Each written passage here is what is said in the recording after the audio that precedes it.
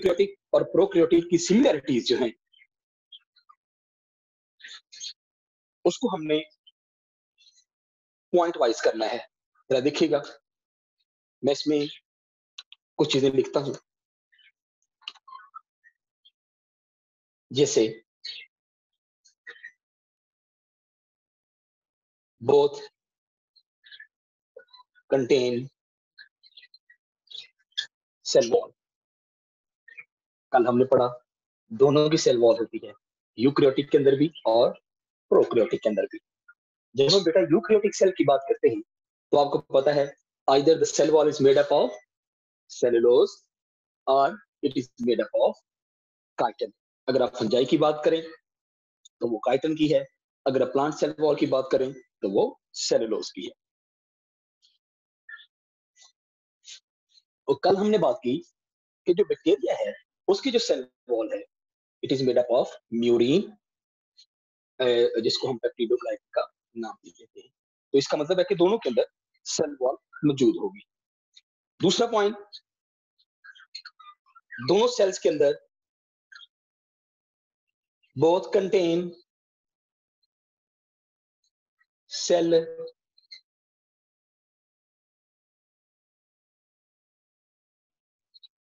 Membrane, both है cytoplasm, दोनों के पास साइटोप्लाज्म मौजूद होता है सेल के अंदर।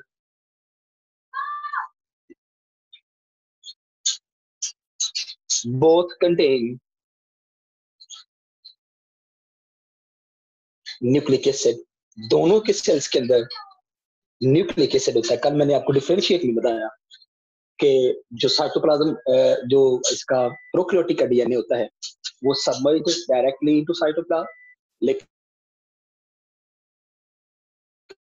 जो यूकैरियोटिक का डीएनए होता है it is present in nucleus, mitochondria and chloroplast, लेकिन दोनों के अंदर ये बकायदा मौजूद होता है।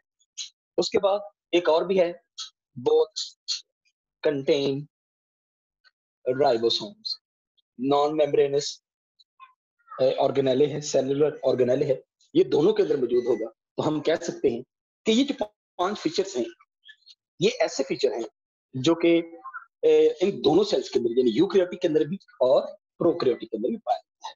बाकी कल हमने कंट्रास्ट किया, ये 5 सिमिलैरिटीज हैं। मैं एक एमसीक्यू पूछता हूं, आप जरा उसमें देखिएगा। कल वाले टॉपिक को भी अपने सामने रखना है, ये जो 5 पॉइंट मैंने आज लिखे हैं इसको भी सामने रखना है। जरा देखिएगा, which of the following contain following organelle is present in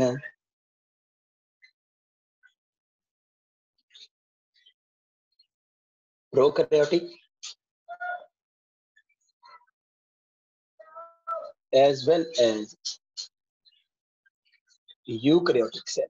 ऐसा कौन सा ऑर्गेनेल है जो दोनों सेल्स में पाया जाता है?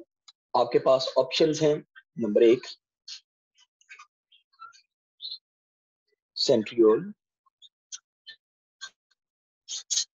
B nucleus, C endoplasmic reticulum, D Golgi bodies. The right option is obviously जो आज हमने पढ़ा उसमें इसका राइट आंसर है। मतलब ऐसा कौन सा ऑर्गेनेल है जो कि यूकैरियोटिक और प्रोकैरियोटिक दोनों के अंदर पाया जाता है? द राइट आंसर इज, ओहो इसमें यहाँ पे लिखना चाहिए था, हमें एक ऑप्शन देनी चाहिए थी राइबोसोम। तो ये ribosome is a right choice. ये बी नहीं, इसमें सी, क्योंकि ये राइट ऑप्शन जो है वो इसमें मिस होगी। तो राइबोसोम बोथ कंटेन राइबोसोम, जो डी ऑप्शन है, सी ऑप्शन है, इट इज करेक्टेड, क्योंकि मैंने यहाँ पे लिख दिया कि यूकैरियोटिक और प्रोकैरियोटिक दोनों के अंदर डीएनए मौजूद होता है। अच्छा बेटा, इसमें कल हमने जरा 2 डायग्राम बनाई थी तो उसमें जरा टाइम लगा था, लेकिन मैं डायग्राम बना चुका हूँ, मैं आपके सामने इसको लेबल करूंगा, आप जरा इसको देखिएगा 1 मिनट के लिए, फिर हम इसको एडजस्ट भी करते हैं।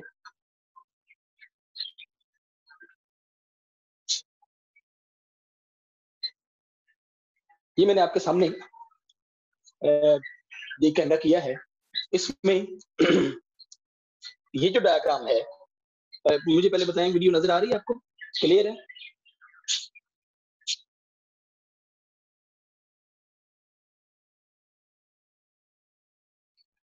जी ठीक हो गया। जरा देखिएगा, ये जो सेल है it is typical eukaryotic cell, ये टिपिकल यूकैरियोटिक सेल है जो मैंने आपके सामने ड्रॉ किया हुआ ये वाला। जब बेटा आप इसकी बात करेंगे तो ये कंपैरिजन में it is typical prokaryotic cell, जिसको आप बैक्टीरिया का नाम देते हैं। ठीक हो गया? अच्छा, अब मैं आपके सामने इसको लेबल करता हूं, आप जरा इसको देखिएगा जरूर। जब हम इसको बेटा लेबल करेंगे, देखिए इट इज कंटेन, ये वाला इट इज सेल मेम्ब्रेन। ये जो बाहर वाली आपको पता है ये सारी की सारी एनिमल सेल है, ये सारी की सारी सेल मेम्ब्रेन है, ये जो मैंने ब्लैक में इसको ड्रॉ किया हुआ है। अच्छा, जब आप इस डॉक्टर की बात करेंगे, internal matrix that is called cytoplasm, हम इसको साइटोप्लाज्म का नाम देते हैं। ये जो मैंने ब्लू कलर का ड्रॉ किया हुआ है that is known as mitochondria, ये सिर्फ आपको कंपैरिजन दोनों के अंदर दिखाने के लिए। ये जो न्यूक्लियस को सराउंड करते हैं ये एंडोप्लाज्मिक रेटिकुलम, ये जो ब्लैक वाले हैं दीज आर गोल्गी बॉडीज, ये सारे के सारे गोल्गी बॉडीज हैं। अच्छा, ये वाले जो हैं आप इसको लेबल कर सकते हैं एज जिसको हम कहते हैं लाइसोसोम्स। अच्छा, इसी तरह आप इसको, ये जो ब्लू कलर के मैंने इस तरह ड्रॉ किए हुए हैं, you can label at ribosome. अच्छा, फिर ये वाला जो है it is called as nucleus, ये proper well organelle well bounded membrane bounded organelle मौजूद है। ये वाला जो है आप इसको सेंट्रियोल का नाम देते हैं। न्यूक्लियस के बाहर आपको पता है यूकैरियोटिक के अंदर ये मौजूद होता है। अच्छा, जब आप फिर इसको एज अ कंपैरिजन बेटा देखते हैं और आप कहते हैं कि ये सारे के सारा स्ट्रक्चर इसमें मौजूद होता है एज कंपेयर टू दिस, जब हम इसकी बात करते हैं प्रोकैरियोटिक सेल की, तो हमें बड़ा सिंपल सा नजर आता है। एक ये बाहर वाली सेल वॉल, ये वाली सेल मेम्ब्रेन है इसकी। अच्छा, ये वाला इसका साइटोप्लाज्म है, इसको हम कहते हैं फ्लैजेला, हम इसकी डिटेल में अगले चैप्टर्स में बात भी करेंगे। इसको आप कहते हैं बेसल बॉडी। ये मेरा बच्चा आप देखिएगा जरा, इसको हम कहते हैं इसका डीएनए है या इसका ये क्रोमोसोम है। अब जब बेटा हम इसको डीएनए क्रोमोसोम कहते हैं तो हमने तो नाम दिया था भाई इसका, ये न्यूक्लियस है, well membrane bonded nucleus is present in eukaryotic cell, लेकिन यहाँ पे न्यूक्लियस नहीं है, तो chromosome is directly present in cytoplasm submarine form में। ये इसके पास ये वाले जो सेल मेम्ब्रेन के साथ अटैच हैं they are known as ribosomes, क्योंकि इसके पास एंडोप्लाज्मिक रेटिकुलम नहीं होता, तो simply it is freely moved in cytoplasm, either it is present in the attached form of cell membrane। ये जो मैंने सर्कल ड्रॉ किए हुए हैं इसको आपको पता है, हम इसको कहते हैं चैप्टर नंबर 6 लास्ट में एक्स्ट्रा क्रोमोसोमल डीएनए, और इसको आपको पता है हम कहते होते हैं it is known as mesosome, इसको हम मेसोसोम का नाम देते हैं। ठीक हो गया? तो ये एक कंपैरेटिव व्यू है आपके सामने एक प्रोकैरियोटिक सेल का, यूकैरियोटिक सेल का। जब आप यूकैरियोटिक सेल की बात करते हैं तो आपको वेल डिफरेंशिएटेड डायग्राम नजर आती है कि इसमें तो मेम्ब्रेन बाउंडेड ऑर्गेनेलिज मौजूद हैं, लेकिन इसमें कोई भी मेम्ब्रेन बाउंडेड ऑर्गेनेलिज, ना मैंने एंडोप्लाज्मिक रेटिकुलम के बारे में लिखा, ना मैंने बेटा आपके सामने गोल्गी बॉडीज, ना लाइसोसोम, पैराऑक्सिसोम, किसी चीज के बारे में नहीं लिखा। सिर्फ मैंने ये लिखा है कि एक इसमें न्यूक्लियस है, सेल वॉल है, सेल मेम्ब्रेन है, जो कि इसके अंदर कॉमनली मौजूद होते हैं। अदरवाइज कंपैरेटिव व्यू आपके सामने है, आप इसको 1 मिनट लें, इसको प्लीज ड्रॉ कर दें। एक मिनट में इसको ड्रॉ कर लें ताकि हम नेक्स्ट टॉपिक की तरफ बढ़ सकें। या इसका कम से कम एक स्क्रीनशॉट ले लिया करें ना, स्क्रीनशॉट ले लिया करें, बाद में इसको आप स्टडी कर लिया करें।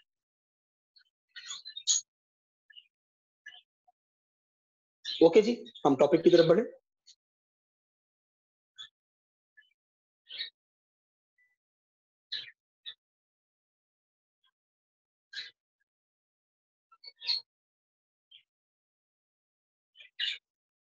हम टॉपिक की तरफ बढ़े, प्लीज मुझे बता दें।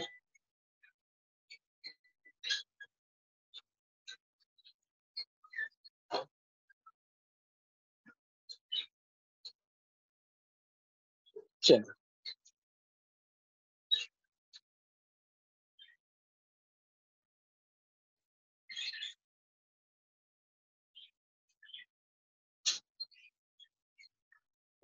जरा मुझे बताइएगा वीडियो स्टेबल है?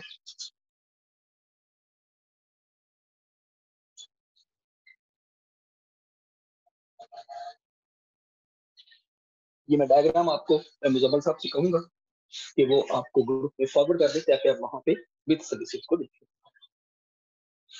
अच्छा जी, जो बेटा हमारा नेक्स्ट पॉइंट है फॉर लर्निंग, जो हमारा लर्निंग पॉइंट है जिसको मैंने लर्निंग आउटकम्स मैंने कल आपको लिख के दिए थे, उसमें जो हमारा अब की बात जो लर्निंग पॉइंट है that is fluid mosaic model.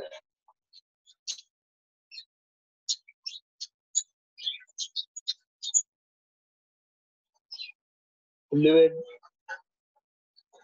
Mosaic model of plasma membrane.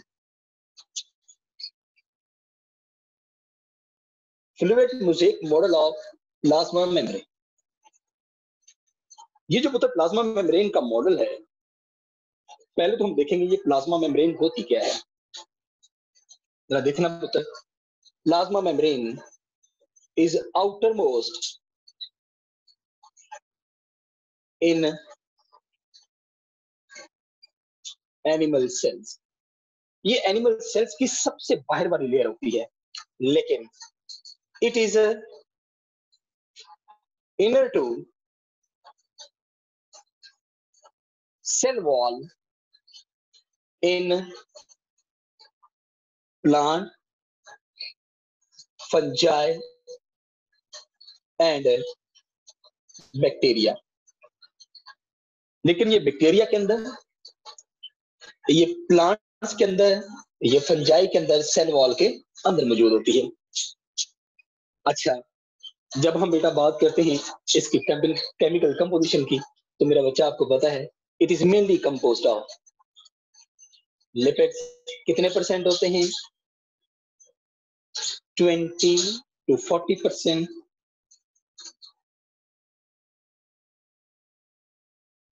इसमें जब आप बात करते हैं प्रोटीन की, तो वो 60 to 80% इनमें प्रोटीन होती है। लेकिन कुछ हिस्सा इसमें जब आप बात करेंगे, इसमें कुछ हिस्सा जो होता है वेरी ट्रेस अमाउंट, वो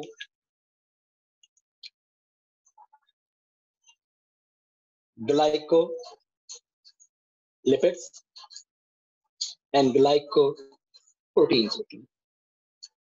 मैंने इसलिए इसके सामने लिखा क्योंकि ये दोनों जो हैं ये ग्लाइकोप्रोटीन्स, मतलब ये कार्बोहाइड्रेट्स, और आपको पता है प्रोटीन का एक कॉन्जुगेटिव मॉलिक्यूल है। Glycolipid is a conjugative molecule of lipids and carbohydrates. तो आप कह सकते हैं कि जो ग्लाइकोलिपिड है they are in very trace amount present in the cell membrane, and glycoproteins are also very small amount, जिसको हम कहते हैं कि ये traces amount में मौजूद होती है। अच्छा, लेकिन जब हम बेटा बात करेंगे फ्लूइड मोज़ेक मॉडल की, इस मॉडल की जिसको मैंने लर्निंग आउटकम का एक पॉइंट करार दिया है, तो इसमें बेटा एक चीज आपको याद रखनी पड़ेगी। जब हम इससे पहले जाएंगे तो फिर हमें एक छोटी सी एक छोटा सा मॉडल है उसको देखना पड़ेगा। इसके इसमें जाने से पहले उसका नाम है unit membrane model. Unit membrane model आपको पता है इसको हम UMM का नाम भी देते हैं, आपने ध्यान रखना है।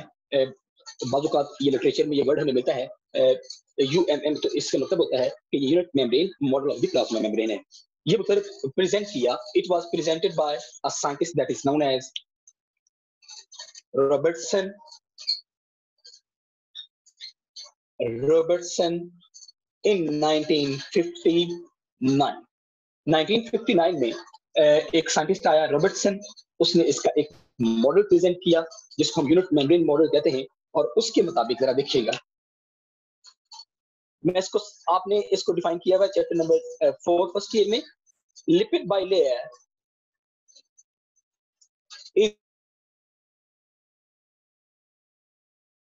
is sandwiched between two protein layers। ये बेटा मैंने इसकी डेफिनेशन लिखी है, lipid bilayer is sandwich between two protein layer. जब तक हम डायग्राम नहीं बनाएंगे हमें इसकी समझ नहीं आएगी। जरा देखिएगा, मैं रफली फटाफट से एक डायग्राम आपके सामने बनाता हूं।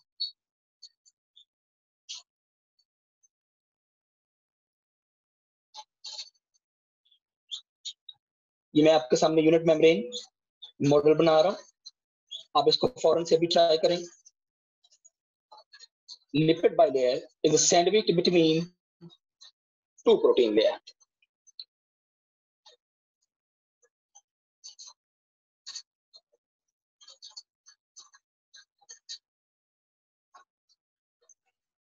Lipid bilayer is sandwiched between two protein layer। ये जरा देखिएगा, ये दो आपके सामने प्रोटीन लेयर बन गई। आपको पता है इसमें जो लिपिड बाइलेयर होते हैं, लिपिड्स ये हमेशा हेड एंड टेल की फॉर्म में मौजूद होते हैं।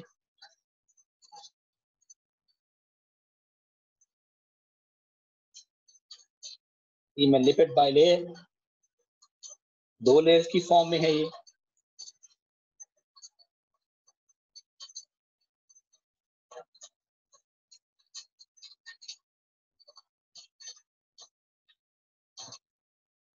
ये अच्छा, अब बेटा इसमें जरा देखिएगा, ये जो मैंने ब्लैक के साथ बनाई है ये वाली, ये एक ग्लोबुलर प्रोटीन है। आप इसको पूरा नाम लिखें, ये एक ग्लोबुलर प्रोटीन, ये दूसरी ग्लोबुलर प्रोटीन। लेकिन बेटा आपको ये देखना पड़ेगा, ये जो सेंटर वाली लेयर है ये वाली, इसका नाम है बेटा that is known as lipid bilayer. इसको हम लिपिड बाइलेयर का नाम देते हैं, ये वाली लिपिड बाइलेयर। अब ये डेफिनेशन इसके मुताबिक है, lipid bilayer is a sandwich between two protein layer. ऐसे ही है जैसे बेटा ये आपके सामने ये वाली, ये जो मार्कर्स हैं ये आपके सामने लिपिड है, और एक प्रोटीन जो मेरा हाथ है ये नीचे है, और दूसरी प्रोटीन ये जो मेरा हाथ है ये ऊपर है। जिस तरह हम घरों में सैंडविच बनाते हैं, बिल्कुल उसी तरह वो कह रहे हैं जो लिपिड्स हैं they are sandwich between two protein layers. हम इस मॉडल को यूनिट मेम्ब्रेन मॉडल कहते हैं।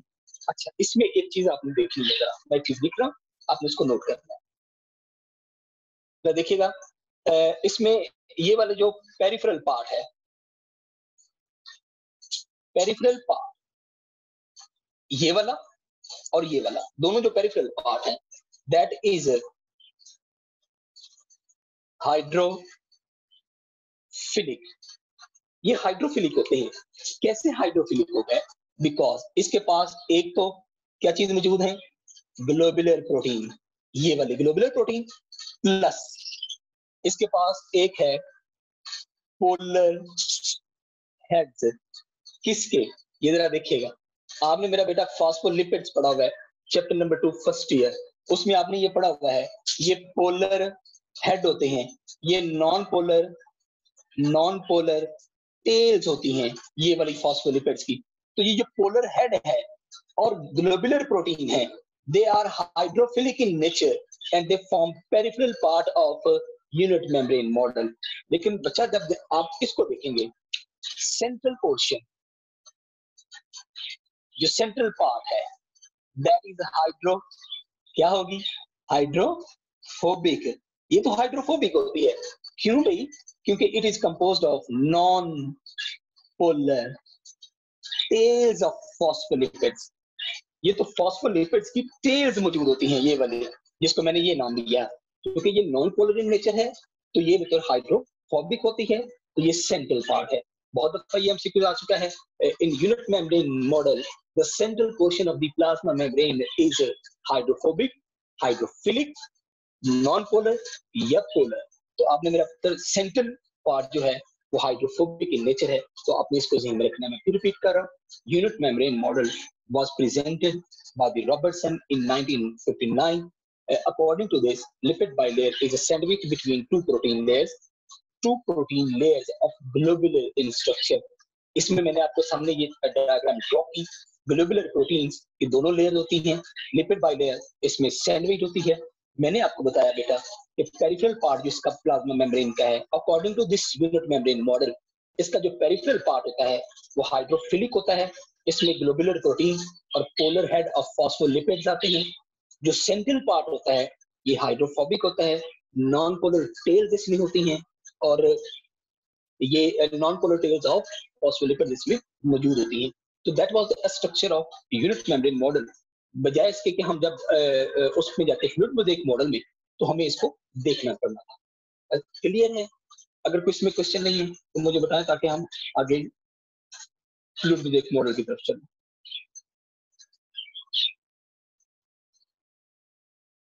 रेज कर दूं?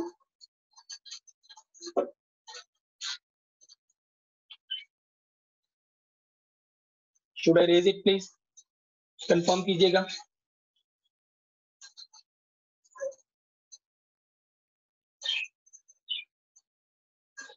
जी ठीक हो गया।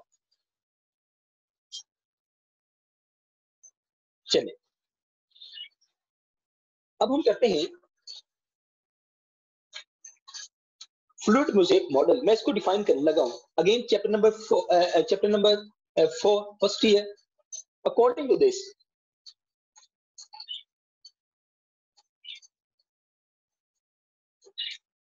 protein molecules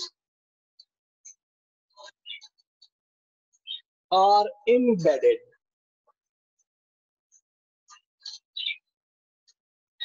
in lipid bilayer in mosaic manner। जब बेटा आप इसको फ्लूइड मोज़ेक मॉडल को डिफाइन करते हैं, जब आप फ्लूइड मोज़ेक मॉडल को डिफाइन करते हैं, तो आप कहते हैं कि ये वो एक ऐसा मॉडल है जिसमें protein molecules are embedded in lipid bilayer in mosaic manner. मतलब वो सैंडविच नहीं है, इसमें ये मोज़ेक मैनर में ये मौजूद होता है। And this was model that was presented bye दो साइंटिस्ट के बेटा, एक है सिंगर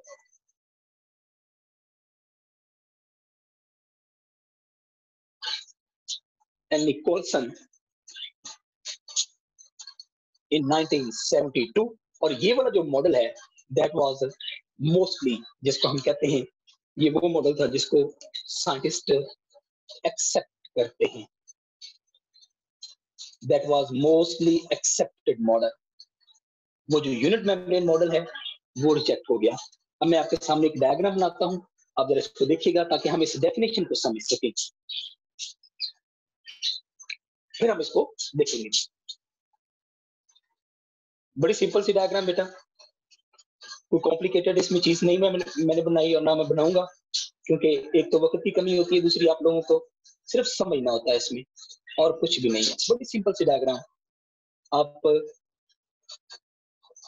देखिएगा, हम इसको 1 मिनट में बना लें।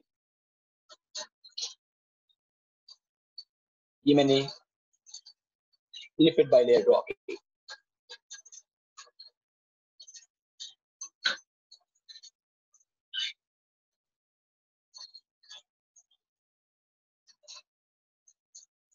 ये लिपिड बाइलेयर। अच्छा जरा देखिएगा, ये मैं आपके सामने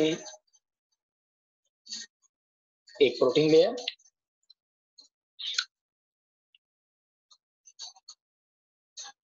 ये एक लिपिड बाइलेयर।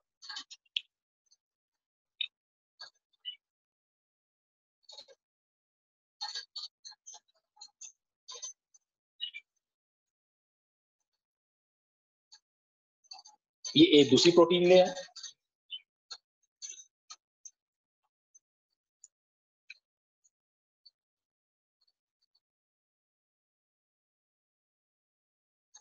ये एक और प्रोटीन लेयर होती है, मैं आपको नाम बताऊंगा इसका भी। और एक ये प्रोटीन लेयर जिसको हम, और ये आपके पास लिपिड बाइलेयर के दो और। अब जरा देखना है आपने बेटा, मैं लेबल करता हूं। ये वाली, इसको हम कहते हैं लिपिड बाइलेयर, इसको हम लिपिड बाइलेयर का नाम देते हैं। इसको हम नाम देंगे बेटा, it is known as intrinsic protein, जिसको हम इंटीग्रल प्रोटीन भी नाम देते हैं। इंटीग्रल प्रोटीन और इंट्रिंसिक प्रोटीन का भी नाम देते हैं।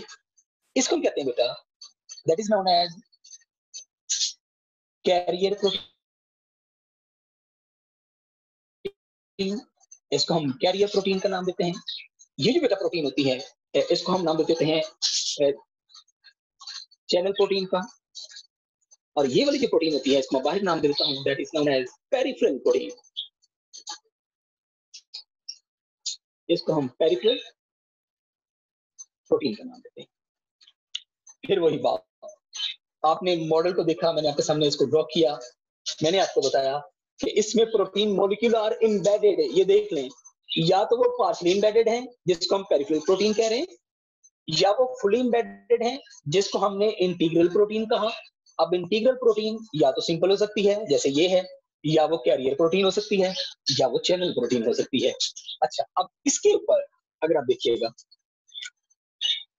कार्बोहाइड्रेट अटैच हो जाए, ये लिपिड्स के साथ कार्बोहाइड्रेट अटैच हो जाए, तो मेरा पुत्र आप मुझे जरा लिख के बताइएगा, हम इसको क्या नाम देंगे? मैंने लिखा भी है, इसका हम नाम देंगे ग्लाइकोलिपिड्स का। वेरी गुड, हम इसको ग्लाइकोलिपिड्स का नाम देंगे। अच्छा, अब अगर इस प्रोटीन के साथ ये अटैच हो जाए, इस प्रोटीन के साथ कार्बोहाइड्रेट अटैच हो जाए, तो आप इसको क्या नाम देंगे? दैट विल बी ग्लाइकोप्रोटीन का हम नाम देते हैं। अच्छा, फिर जरा देखिएगा, अगर इस लिपिड बाइलेयर के अंदर एक्सटीरोल की लेयर आ जाए, तो बेटा फिर हम इसको नाम देंगे, that is known as cholesterol. हम इसको क्या नाम देंगे? कोलेस्ट्रॉल का नाम देंगे। तो ये आपके सामने मैं इसको ड्रॉ कर रहा हूँ, आप ड्रॉ कर दिए है, आप इसको जरा देख लें, फिर हम इसको आगे लेकर चलते हैं। मैं फिर इसको रिपीट कर रहा हूँ, जरा देखिएगा। Fluid mosaic model was mostly accepted model that was presented by Singer and Nicolson in 1972। ये सबसे ज्यादा एक्सेप्टेड इसलिए है बिकॉज इसकी डेफिनेशन और इसका मॉडल जो है वो बहुत अच्छा था।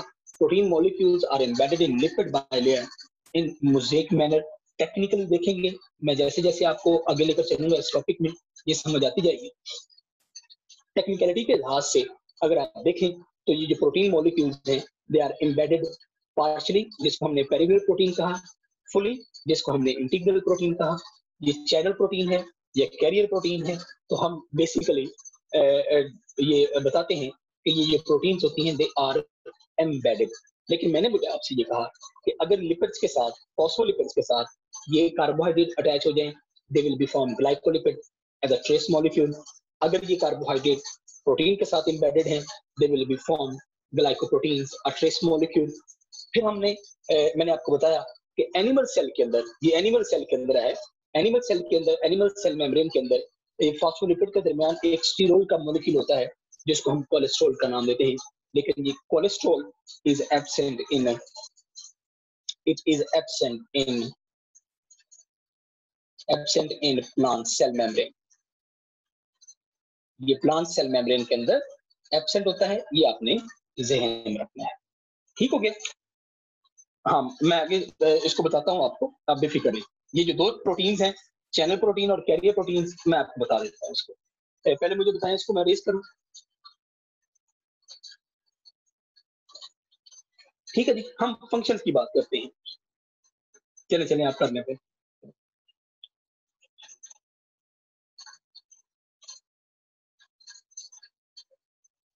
इसकी बारी-बारी हम डिटेल अभी देखेंगे कि ये पेरिफेरल प्रोटीन क्या रोल प्ले करती है, चैनल प्रोटीन का क्या रोल है, कैरियर प्रोटीन का क्या रोल है।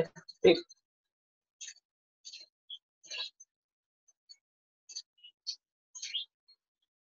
मैं बेटा आपको बताता हूँ ना कि ये इसका फंक्शन क्या है और स्ट्रक्चर में डिफरेंस क्या है।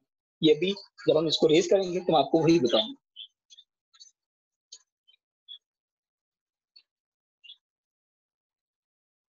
ओके जी, ठीक हो गया। आप ना इसके स्क्रीनशॉट ले लिया करें ना, ताकि चीज़ें आपके लिए बाद में देखने में आसानी हो जाए। चलें बेटा, ये आपने ज़हन में रखना है, एक इसमें चैनल प्रोटीन है, कैरियर प्रोटीन है, एक इसमें कोलेस्ट्रॉल का मॉलिक्यूल है, फॉस्फोलिपिड, ग्लाइकोलिपिड का क्या रोल है, आपने मुझे ये हम अभी करते हैं। आपने इसको नोट कर लिया, हम बेटा इसको ये करते हैं कि ये मॉलिक्यूल्स का क्या रोल है। Different molecules in plasma membrane। Plasma membrane के अंदर जो डिफरेंट मॉलिक्यूल्स हैं, जैसे हमने चैनल प्रोटीन का पढ़ा, कैरियर प्रोटीन का पढ़ा, इसमें क्या रोल है इसका? सबसे पहले कोलेस्ट्रॉल, जो स्टीरोल फॉर्म में मौजूद होता है, इसका क्या रोल है? सबसे पहले हम इसकी बात करेंगे। तो बेटा जो कोलेस्ट्रॉल होता है, ये स्टेबलाइज करता है, स्टेबलाइजेस द लिपिड बाइलेयर। क्योंकि ये लिपिड बाइलेयर के अंदर मौजूद होता है, तो ये लिपिड बाइलेयर को स्टेबलाइज करके प्लाज्मा मेम्ब्रेन को स्टेबलाइज करता है। ठीक है क्या जी? फिर उसके बाद आपका क्वेश्चन था कि sir what our channel protein? ये चैनल प्रोटीन का क्या फंक्शन है? जरा देखिएगा, मैं डेफिनेशन इसकी लिख रहा हूँ। Allow particular molecules or ions to cross plasma membrane। ये आपने देखा होगा, मैंने बेटा इस तरह से इसकी शेप बनाई थी। अब डायग्राम आप देखिएगा जरा, मैंने इस तरह से इसकी शेप बनाई थी। इसका मतलब ये होता है कि ये पर्टिकुलर आयंस को अपने में से पास होने देगा, अदरवाइज ये इसको क्रॉस नहीं होने देगा। मतलब आप कह सकते हैं कि ये बकायदा तौर पर जो चैनल प्रोटीन है, चैनल का मतलब होता है रास्ता देना। ये किसी आयन को या मॉलिक्यूल को जो खास किस्म का होता है, उसको ये एक चैनल प्रोवाइड करती है, एक रास्ता प्रोवाइड करती है कि वो प्लाज्मा मेम्ब्रेन को क्रॉस कर सके। ठीक हो गया जी? अच्छा, what is the function of carrier protein? Carrier protein का फंक्शन क्या है? तो देखिएगा, ये selectively interact with a particular ions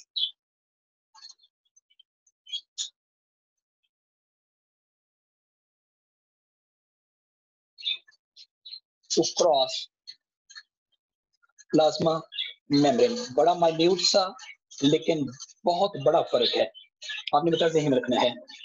carrier proteins वो प्रोटीन होती हैं that interact with a particular type of molecule। interact का मतलब होता है कि ये प्रोटीन, मैं आपको डायग्राम बना के दिखाता हूं। ये जो प्रोटीन है,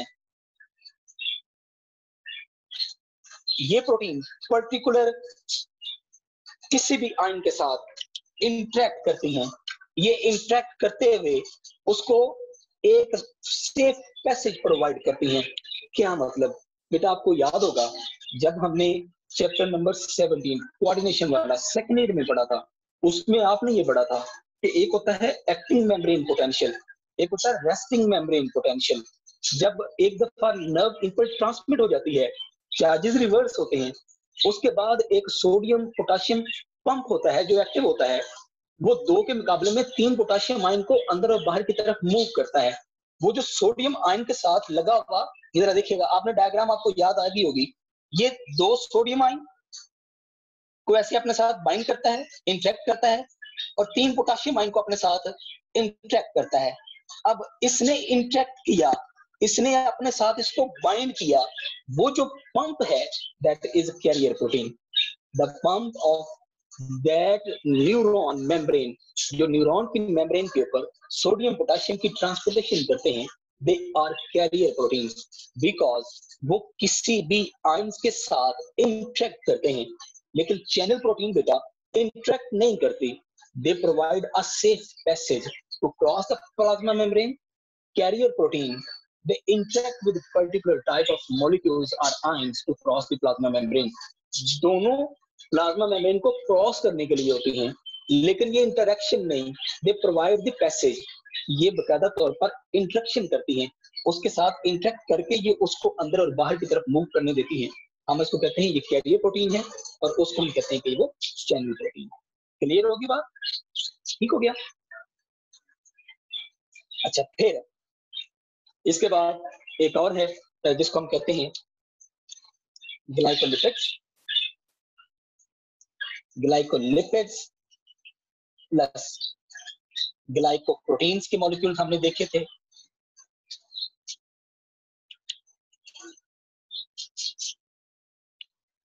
टू हेल्प इन रिकग्निशन, ये चीजों को रिकग्नाइज करने के लिए होते हैं।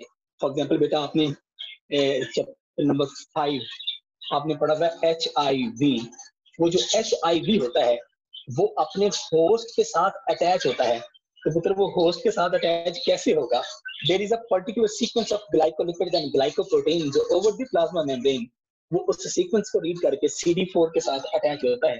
तो ये बाजुका पैरासाइट भी इसको रिकग्नाइज करके अटैच होते हैं, तो बाजुका वो जो सेल्स होते हैं वो खुद से भी इसको रिकग्नाइज करते हैं।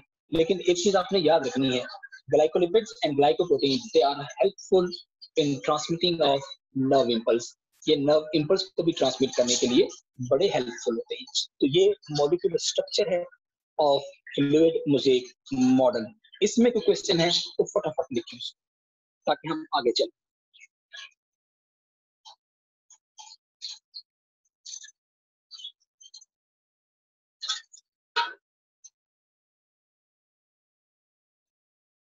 फिर जरा एक दफा कीजिएगा, मैंने देखा नहीं, रीसेंड कीजिएगा।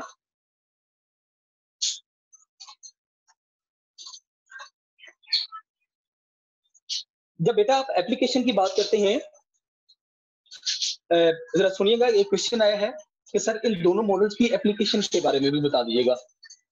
बेटा जब हम एप्लीकेशन की बात करते हैं तो वो जो पहला यूनिट मेम्ब्रेन मॉडल है दैट वाज रिजेक्टेड। हाँ जी मैं बता देता हूँ, वो जो पहला यूनिट मेम्ब्रेन मॉडल है दैट वाज रिजेक्टेड। वो क्यों रिजेक्ट हुआ? क्योंकि टेक्निकल बेसिस के ऊपर, जरा देखिएगा मेरी बात को, ये प्रोटीन मॉलिक्यूल, ये मेरा हाथ है, ये लिपिड बाइलेयर जो डस्ट है, एक ये वाला, ये भी प्रोटीन। अब lipid bilayer is sandwiched between two protein layer.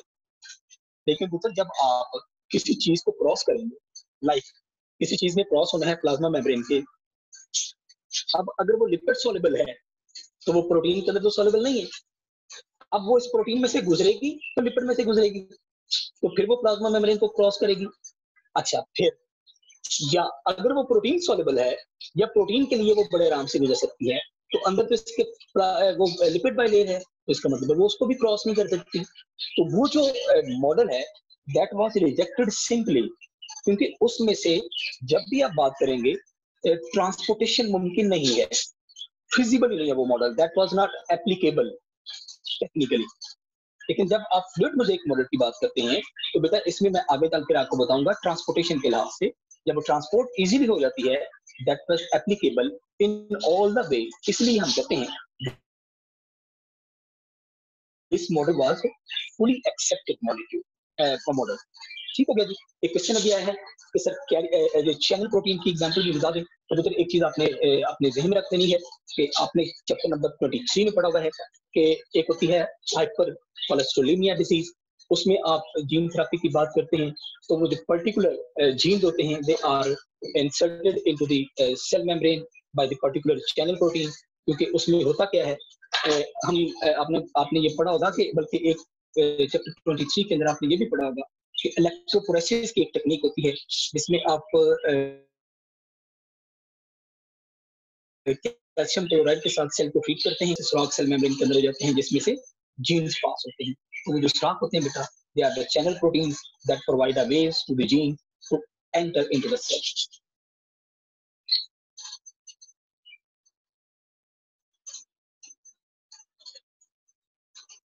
मैं मुजम्मल साहब से रिक्वेस्ट करूंगा कि वो एंड वाले 5 मिनट हमें जरूर दें, क्योंकि हम क्वेश्चन आंसर सेशन रखते हैं। जैसे ही आप एक लंबा क्वेश्चन कुछ लंबा क्वेश्चन लिखते हैं, टाइप करते हैं, तो वो फौरन से रेज हो जाता है।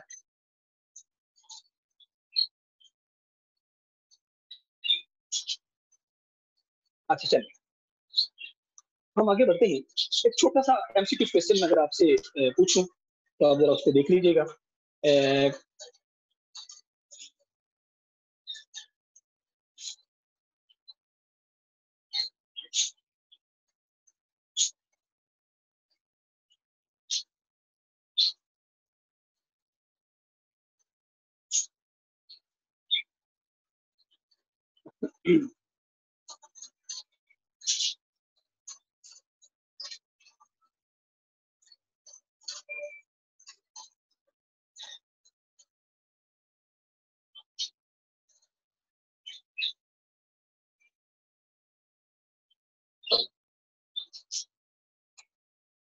चलिए इसको रेज करता हूँ, हम आगे बढ़ते हैं।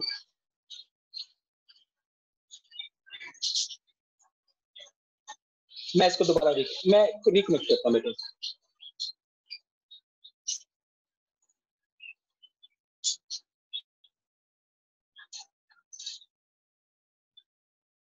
मैं रिकनेक्ट कर दूं फिर जवाब देता हूँ।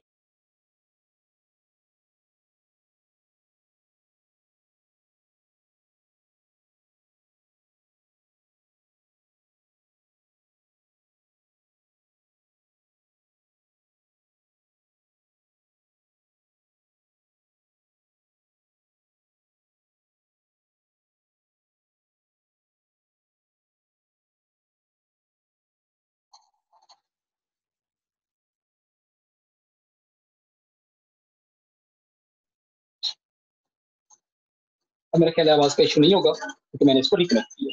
अच्छा क्वेश्चन जो मैंने चलते चलते देखा है वो है कि सर प्लांट सेल मेम्ब्रेन के अंदर कोलेस्ट्रॉल क्यों नहीं होता। तो ये बेटा आपने ध्यान में रखना है कि जो प्लांट सेल मेम्ब्रेन होती है, plants has ability to synthesise their unsaturated fatty acids. वो अनसैचुरेटेड फैटी एसिड की सिंथेसिस करते हैं, और जो अनसैचुरेटेड फैटी एसिड होते हैं तो स्टीरोल्स उसमें नहीं होते। स्टीरोल्स जब भी होंगे they are always saturated fatty acid, और जो सैचुरेटेड फैटी एसिड होते हैं they are normally present in animal cell. इसलिए कोलेस्ट्रॉल जो होते हैं वो एनिमल सेल्स के अंदर होते हैं, प्लांट के अंदर इसलिए नहीं होते because plants normally synthesise unsaturated fatty acid in the form of oil. और जो कोलेस्ट्रॉल होती है वो एक बकायदा सॉलिड फैटी एसिड होते हैं, तो इसलिए एनिमल सेल के अंदर तो कोलेस्ट्रॉल मौजूद होती है इन द फॉर्म ऑफ स्टीरोल्स, लेकिन प्लांट सेल के लिए चूंकि वो इसलिए नहीं बनाते क्योंकि वो अनसैचुरेटेड फैटी एसिड होते हैं, तो कोलेस्ट्रॉल उनके अंदर नहीं बनते। अब बेटा 10 मिनट रह गए, फिर ऐसा है मुजम्मल साहब फाइनली जरा आवाज बच्चों के ओपन कर दें ताकि बच्चे क्वेश्चन पूछना चाह रहे हैं, बाकी फिर हम इसको कल ही कंटिन्यू करेंगे।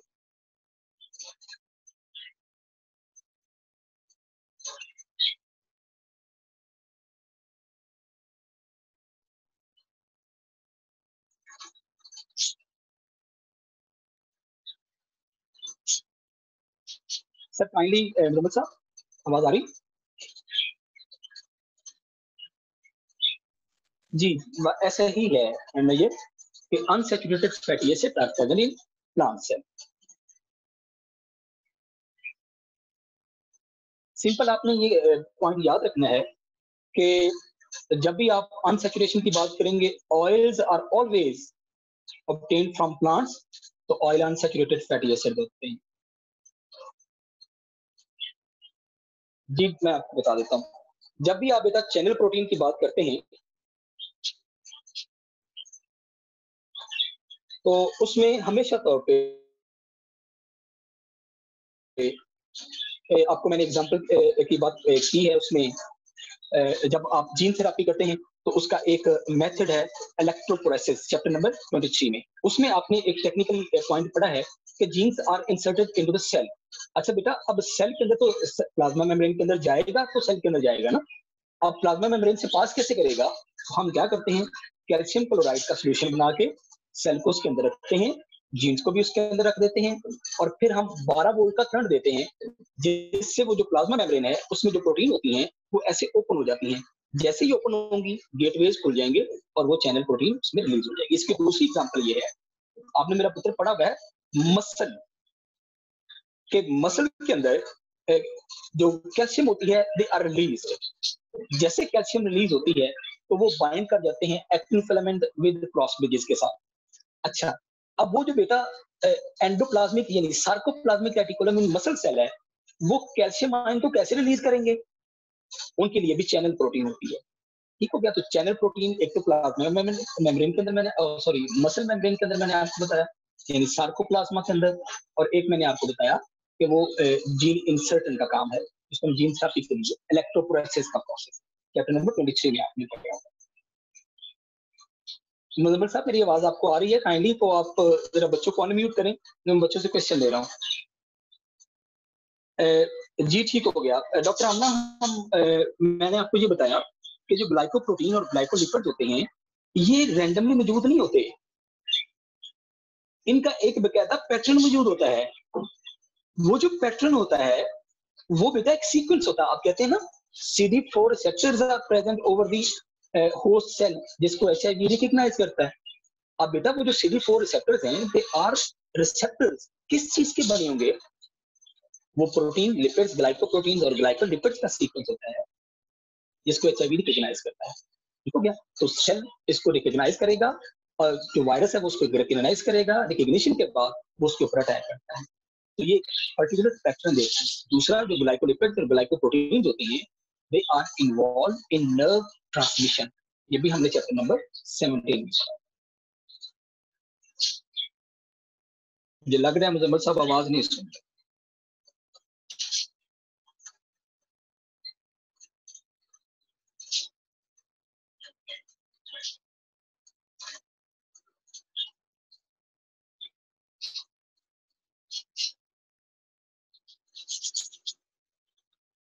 और भी क्वेश्चन बेटा इसमें?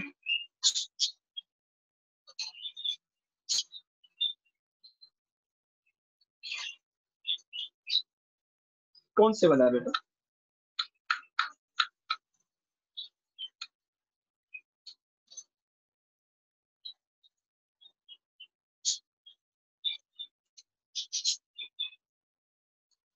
जी डॉक्टर नैयर, ऐसा ही है। जब आप बात करते हैं ना प्लाज्मा मेम्ब्रेन की, और आप फिर बात करें ऑर्गेनेलिस मेम्ब्रेन की, तो उनका स्ट्रक्चर सेम ही है, कोई डिफरेंस नहीं होता। मतलब हम ये कहें कि unit membrane model is present in organelles और fluid membrane model is present in plasma membrane, ऐसा नहीं होता। द फ्लूइड मेम्ब्रेन मॉडल ही प्रेजेंट है ऑर्गेनेलिस में और plasma membrane, structure wise similar, कोई फर्क नहीं होता। ग्लाइकोप्रोटीन और ग्लाइकोलिपिड्स के बारे में डॉक्टर आप फिर पूछते हैं। डॉक्टर साहब, मैंने आपको बताया कि जो ग्लाइकोप्रोटीन और ग्लाइकोलिपिड्स होते हैं, ये रिकग्निशन का काम करते हैं, recognition of different parasites also, मतलब पैरासाइट इसका नाजायज इस्तेमाल भी करते हैं। जैसे मैंने आपको बताया, HIV के लिए CD4 रिसेप्टर मौजूद होते हैं इन आवर होस्ट सेल। तो वो जो रिसेप्टर्स होते हैं बेटा, वो है क्या? It is actually the particular sequence of protein, lipids, glycoprotein हैं ग्लाइकोलिपिड्स, वो इस सीक्वेंस को रीड करता है और उसी जगह के ऊपर जाके अटैच होता है। वो CD4 रिसेप्टर्स को रिकॉग्नाइज करने के बाद अटैच होता है। अगर CD4 रिसेप्टर ना हो तो HIV अटैक नहीं करता। इसका मतलब ये है कि जो पैरासाइट्स होते हैं वो भी इसका इस्तेमाल करते हैं एज अ रिकॉग्निशन साइट।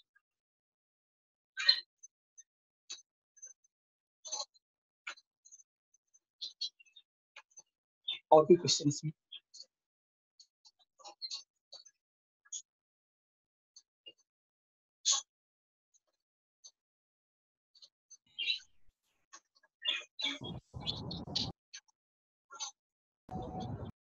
जी जी बिल्कुल डॉक्टर का ऐसा ही है। जी मेरा ख्याल है मुजम्मल साहब ने माइक खोल दी है, तो काइंडली आप एक एक करके क्वेश्चन अपने जो है वो पूछ सकते हैं।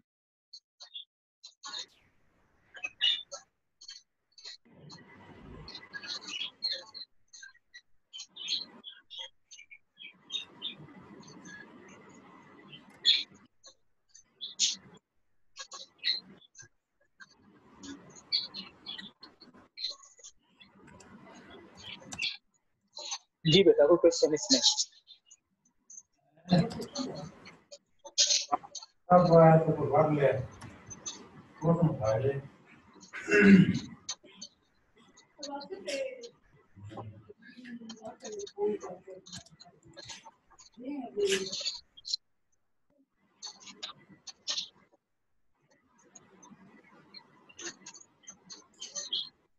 चलो जी, मेरा ख्याल है क्वेश्चन को नहीं पूछ रहा। फिर इंशाल्लाह कल हम transport across the plasma membrane नए टॉपिक के साथ हाजिर होंगे। अपना ख्याल रखिएगा, इसको आप रीड कीजिएगा, डायग्राम को देखिएगा। फिर इंशाल्लाह हम इसको